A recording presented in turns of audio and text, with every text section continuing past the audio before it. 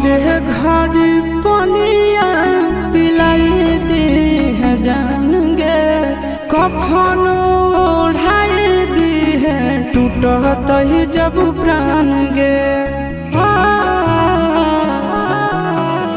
मरे घर पनिया पिलाई दी है जान गे, कफन ओढ़ाई दी है टूटत ही जब प्राण गे।